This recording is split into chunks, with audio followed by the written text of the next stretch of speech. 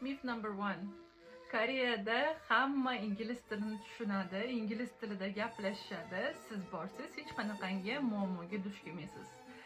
Bu mutlaqo haqiqat emas. Myth.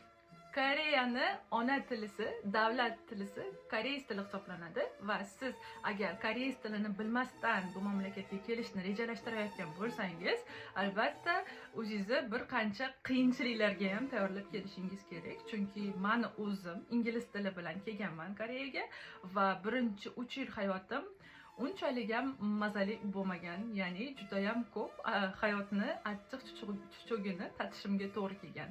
Myth number 2. Koreyaga ishga borsam boyib ketaman. To'g'ri, Koreyani puli O'zbekistonning puliga qaraganda bir muncha qadri baland bo'lishiga qaramasdan, siz Koreyaga qora mehnat uchun kelib hech qachon boyib ketmaysiz. Ha, balkim qandaydir miqdorda pul jamg'arma qilib, O'zbekistonga borib, biznes yuritishingiz mumkin, shu yo'l bilan boyib ketishingiz mumkin.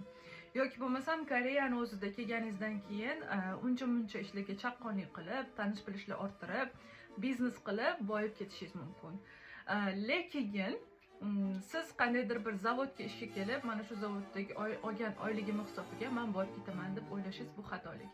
Ayniqsa hozirgi paytda juda ham ko'p Nepal, Hindiston, mana shunaqangi mamlakatlardan Koreyaga hozir arzon ishchi kuchi olib kirishyapti. Ya'ni bu arzon ishchi kuchini bir oylik oyligi Koreyadagi eng kam ish haqqi, ya'ni 2.95.000 bo'ladi.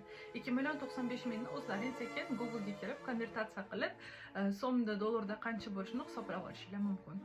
Bu oylik ish haqqi soat 9 dan 6 gacha bo'lgan 8 soatlik ish kuniga belgilangan ish haqqi.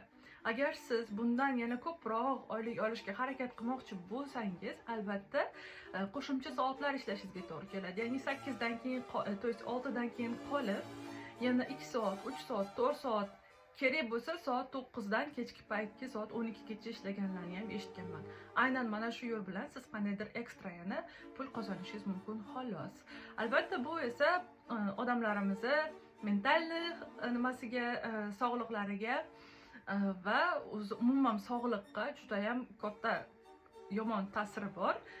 Bunaqangi ishlarda ishlaganlar keyinchalik ba'zi holatlarda mana shu hamma topgan pulini keyinchalik sog'lig'iga sarflashga to'g'ri kelib qolishi ham mumkin. Myth number 3 va men eng yomon ko'rgan myth deb atasam ham bo'laveradi. Bu Koreyadagi o'zbeklarning hammasi aferist, yolg'onchi, bir-birini ekib ketadi, sotqin degan gaplar.